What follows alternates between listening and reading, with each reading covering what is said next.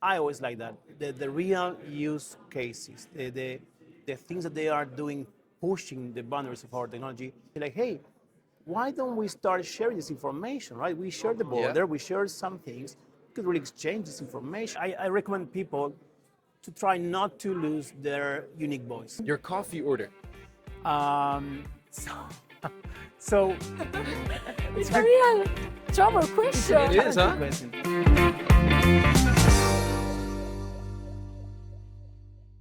Benvenuti a Un Boss in Salotto, il podcast di geosmartmagazine in cui noi iniziamo a parlare qui sul nostro salottino con degli ospiti speciali che vengono dal mondo del corporate, business, aziende, università e non solo, per portare la loro realtà in una maniera un pochettino più informale. Oggi con me abbiamo Tomás Donda from Esri Europe, sometimes I switch, a volte io confondo italiano e inglese, ma ho anche un ospite speciale, lei Kumans, un tecnico GIS, ma soprattutto voi lo conoscete come content creator nel mondo del GIS. Thomas, I'm very happy to have your time here in our podcast, and I want to start with a question. Okay. What are your impressions from the Esri Italia Conference 2026? Okay. First of all, buongiorno. Buongiorno. It's a pleasure for me. It's a piacere to be with both of you. Likewise. And thank you. So, what we have seen in this conference, I would say the most interesting part is what our users are doing. I always like that. The real use cases, the things that they are doing, pushing the boundaries of our technology, using GIS in ways that are evolving, that are innovating, that are giving real answers. I have two kids, so for me it's important to make a better world for them. And I see organizations from all over Italy, right, doing this, and that's impressive. And sorry, one last thing, the generosity of them sharing and learning between each other, that's the part I like the most. So for you, this is what makes different the Esri Italia conference from other, because you said that you focus a lot on practical case study. Yeah. So don't you usually see these case studies, these applications in other conference? Yes. So if I had to think what is different from this conference to other conferences, I usually go to different countries and see their local conferences. I would say in a certain way is unique, but also it's the same as every other country in the terms that they're all proposing solutions and pushing the boundaries to make a better country. Of course, you have the Italian idea, right? Yeah. Well, yeah, if we're talking geospatial, every country has their own problems and we can learn from each other. Yes. So that's probably also the biggest difference, the different unique use cases in every country. Exactly. Yeah. Exactly. What's one special one you saw in this conference so far? So my favorite was not very professional. Say the journey of the boat through Europe, right? Yeah. That was my favorite. Like incredible. how they connect the entire Europe, right? With this, and how they use the technology to expose the trip and to show it. Yeah. That was amazing. But I have also been with Leonardo and with our partners yesterday, seeing what they're doing to help their users. And solutions all over the place, using AI, using IoT, using relative mapping. How we are advancing there, it's impressive. You know this way better than I do, right? And it's really great to see. The other thing I think it's important of these local events is that you see how suddenly one city talks to their neighbor and say like, hey, why don't we start sharing this information, right? We share the border, we share some things. We could really exchange this information. We could really exchange and learn from each other and collaborate, not just in a theoretical world, but also in a very concrete, exactly. And I can say that Esri Italia in Italy has done an amazing job to bring the Esri technology from the north of Italy to the south of Italy. Yes. But now let's move in something that is more personal. Well, in the same way, it's about communication between the different Esris, the different countries. Yes. But we all met, I believe, online. This is the first time we're really seeing each other in person. But I mean, it shows the power of LinkedIn, for example, but just social media in general. Yes. You mentioned AI, very important in the geospatial world right now. But I believe in certain context, AI can be taken in a bad way, in the sense of a lot of posts on LinkedIn currently are fully written by AI. All the comments are AI, so it's AI talking with AI. Actually, you can now recognize it very easily. Yeah, you see like the long dash in the middle and everything. There are certain things you can pick out. Yes. But I know Esri posts a lot. Every different country posts a lot on LinkedIn, on other platforms. What do you think is the importance, and what do you think Esri is trying to do by reaching out in this way?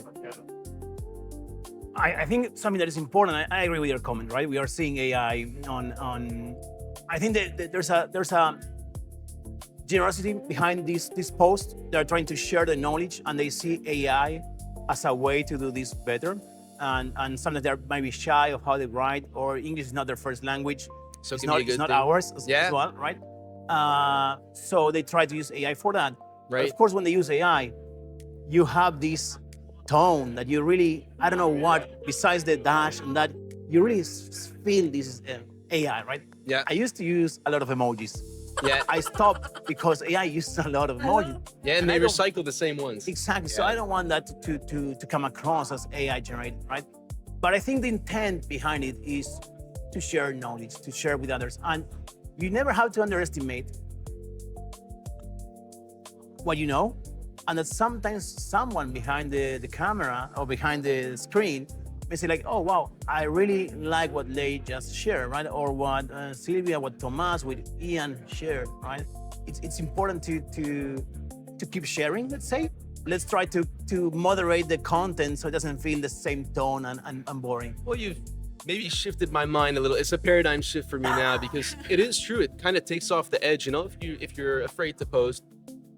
I also used AI completely, when I first started, I was too nervous to post. Yeah. So it made me feel good to have something. Yeah. Especially initially when you have to do a sort of brainstorming. Yeah, 100%. No, Yeah. so it can be positive. Yeah. I agree. I think it's possible, but I recommend people to try not to lose their unique voice at the same time, right? Authentic self. It's a big challenge because, okay, I want to reach out to many people, to share what I know, to share what something might be useful for them.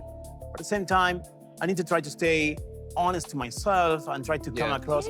I thank you, Tomás, for this message, because sometimes people think that they have to change themselves in the corporate and Yes, business. No, exactly. We are here being ourselves. And that's, I think, Is a character with his personality. Me with my chickens, John Nelson, if you know. yeah, of course. With some of the chickens. Yeah. We are here. We can be professional. Yes. We can work in a very good way, but be us. Yes. Ourselves. And I think you just mentioned three people, right? John, you, Lei. You really you feel original, right? You feel honest when you talk, and that's I think the secret of how you are connecting with so many people, right? I also follow your posts and your Thank articles, you. and I like that. I feel like I'm connecting with you as well, and at the same time, GIS technology, making a better world, is about connections. And when we met, it seems like we have already met because we can create a real, natural conversation also on this platform. I have a final question, if you agree. I don't know. Of course. I know that probably you want to ask something then as a real final question. What is that moment in your life when you understood that GIS was different from the other technologies, when GIS has taken a place in your heart?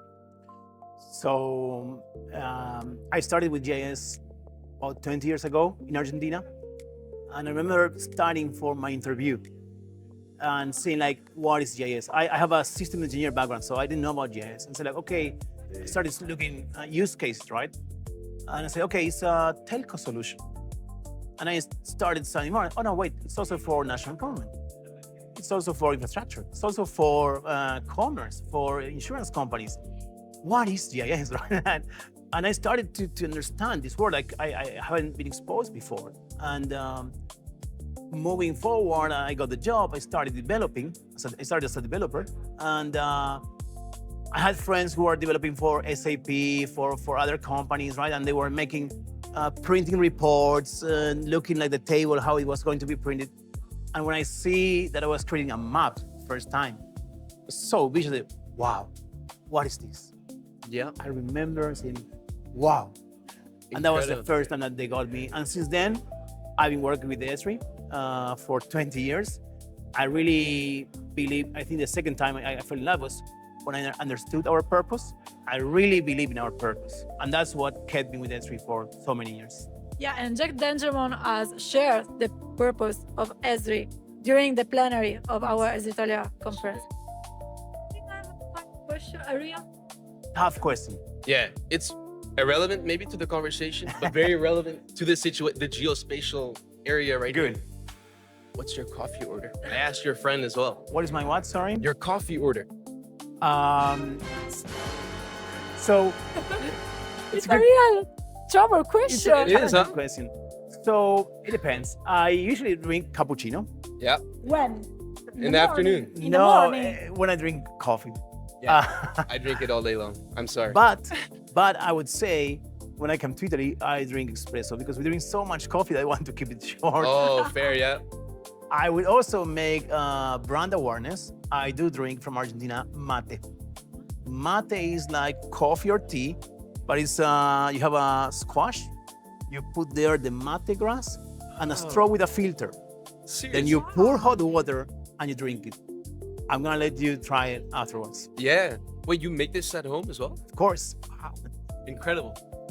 So new challenge unlocked to try mate. Exactly. 100%. I think that this is a good way to conclude this podcast.